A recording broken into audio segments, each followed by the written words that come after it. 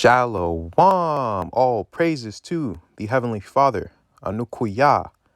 Praise be to the earthly mother, the Pachamama, and all of her earthly angels, the Ayar Kwadashai. Praise be to the Holy Spirit, the Kahe, in the name of his only begotten Son, Motsah the Lamb, unification to the nation. All right, so this video, man, this video hits close to home. We're going to talk about my ancestral roots, the island St. Vincent, the islands of my forefathers. The other day, I had a feeling of really wanting to look into more of the history of St. Vincent, because it's an island that's shrouded with a lot of mystery. It's one of the last places that was colonized in the islands. This is one of the places where our people fought till the end. They lasted very long. And there's also a lot of confusion as far as our quote-unquote racial identity. And this brother, I feel like I know this man. When I was listening to him speak, I was like, yo, I feel like I know him. It's crazy. And the people look very similar. Like they all have like these pie faces, the same thing that my father has. Very interesting look, man. Very interesting. I was just looking at these people, I'm like, yo, I know them. These are family, man. And a lot of the people in St. Vincent, a lot of them are kind of related. Love this place, man. But he's going to say something that's very important regarding not just the quote-unquote racial identity, but the volcanoes that erupt there. So you know what? In fact, I'm going to go farther back. I'm going to go to the beginning. Let's go to the beginning, man. Let's enjoy.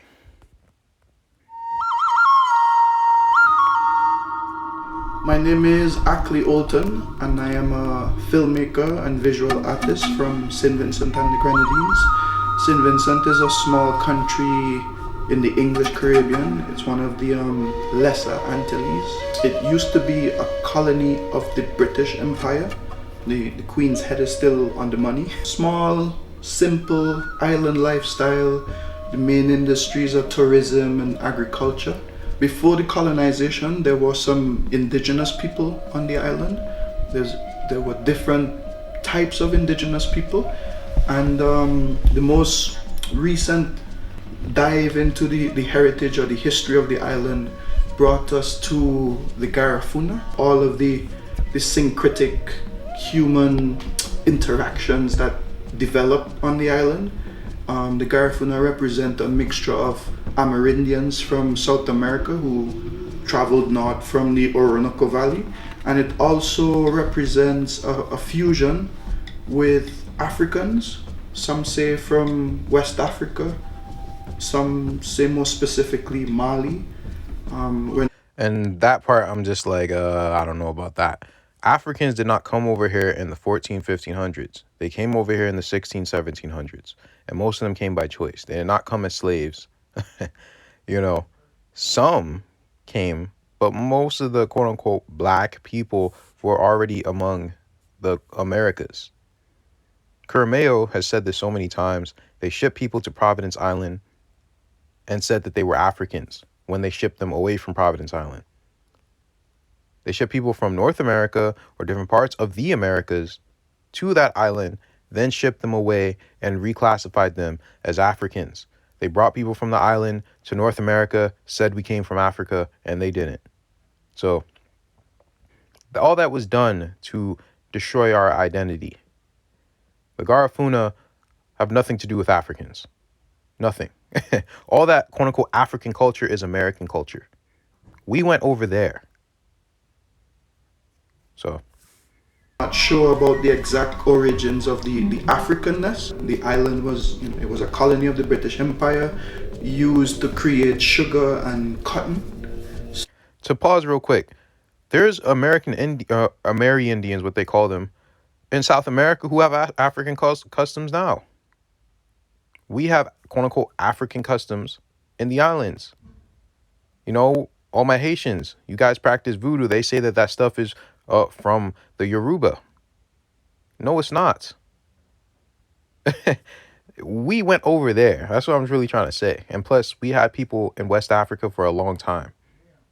Part of our land, I think part of our land is West Africa. But it's not from Africa. You get what I mean? Stuff's not from it. So they had a workforce made of slaves. They imported slaves from Africa. So there, it's really blurry about the origins of the peoples of the island. But right now there's a kind of awakening, a drive to rediscover identity and origins that existed before the Europeans came. The indigenous people, and they migrated from the Orinoco Valley in South America. So they came up through Venezuela, up the chain of islands, and settled in St. Vincent. The island was one of the last places to be colonized by the Europeans during the 17th to 18th century, and there was a native population, of these people. They were called Kalinago, descendants of the people who came up from the Orinoco Valley, and they defended the island, viciously. Like, they defended the island. They didn't allow anybody to come in, and then the island was also deemed initially as a bad investment for a colony because it had an active volcano. The volcano is still active today, and it also it's very mountainous. It's very hard to build roads or to create buildings. It's a crude, beautiful, lush island, but it was hard to conquer, and it's still hard to conquer. We're still trying to figure it out. There's a story that explains the Garifuna coming as a result of So that's what I wanted to, to show you. This island is very peculiar because on a volcano, on an active volcano. So that's why they can't really build on this island. That's why the population's so low. It's a very beautiful place, very lush place, but you can't really build anything. You can't build the garbage there. And what he says that I didn't know, the native name for St. Vincent, I forgot the name. I can't believe it, but it means homeland. This is the homeland for me, at least for me, man. I was just watching those videos in this place. I'm like, yo, that's my home. I want to go home. I don't know about you guys. I want to go home. I want to go home. I want to go home, man. But I don't want to go home while I'm still here in Egypt/Babylon. I want my home. Not whatever scraps that they left. I want my home. And I hope you guys are the same. But anyway, there's this other video that just came out because I saw this before what I'm about to show you happened. It's about a week before. I saw this video, and then a week later, something occurs. I hear people's inner thoughts. They sing them to me. The world has been upside down for so long. All I want is to feel normal. Well, these shows are so retarded, bro. I'm very proud of you. 100,000 people.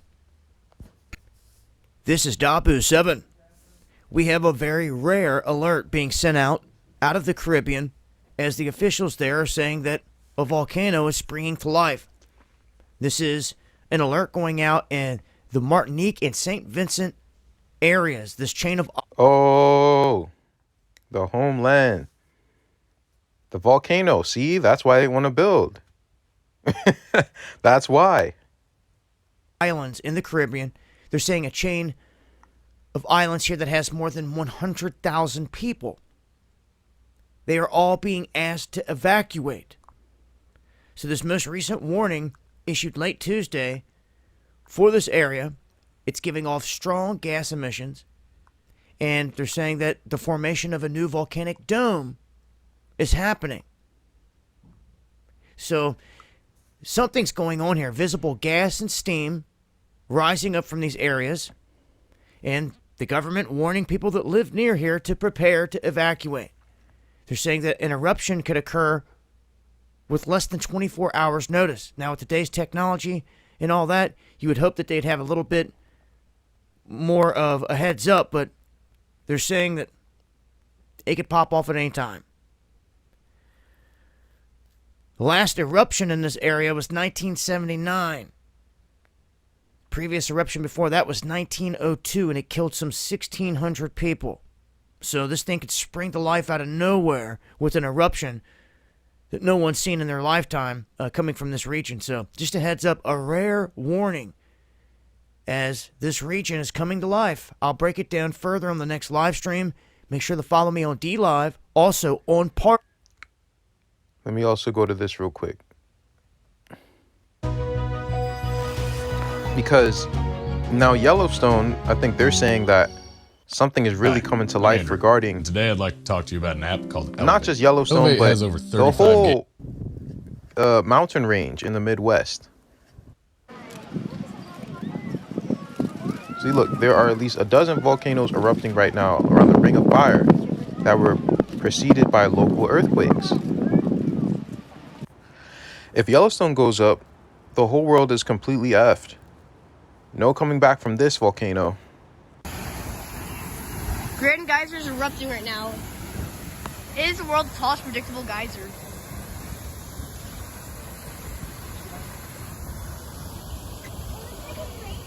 So, let's see. Look at all the volcanoes that are erupting recently.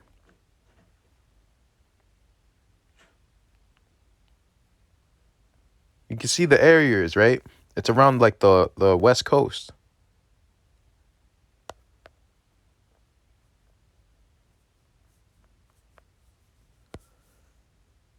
Ring of Fire, what's that? This is the Ring of Fire. And these volcanoes are about to erupt. But why is this all significant? Well, guys, I made a video a few months ago about the prophecy of the seven thunders. And the brother Walking Thunder, shout out to you for this. But he told me to dig on this, and man, this was insane. But a lot of this stuff is actually in the books of remembrance. Well, I wanted to start here real quick. 2 comets, the twins in the heavens. One guards the North Pole, one the South. They will cause the poles to shift, and our realities will shift too. New information will be unearthed. Lost cities will be found. The devil winds will blow, and the earth will rid her toxins. 4 great women will perish, which will signal the beginning of 7 circles, which are the answers to the 7 thunders. I don't understand the last part still, even now. But the 2 comets, that's the Great Conjunction. Pole shift. So it makes sense. It makes a lot more sense now. But listen to the next one. The atmosphere can no longer repair itself. Time and reality as we perceive it will shift. Good and evil will emerge. Man will experiment with the earth and cause a volcanic eruption in Mexico, and a chain reaction of earthquakes will go up the Cascade Mountain Range or the west coast of North America. That's why they're looking at Yellowstone. The people from the stars will return to help us. The earth has picked up the consciousness of the people, and it is on self-destruct. And the last one, the purifier comes. The 12th planet will pass the earth, causing 3.5 days of darkness in the eclipse. The pyramid's clock, keeper of the earth, runs on sunlight. After the darkness will emerge into the 5th world. So you can see what time it is, man. You can see what time it is. But that's all I have for this video. Let me know what you guys think. I'll leave the link in the description so you could look into this. But I'm going to be meditating on this prophecy of the 7 thunders.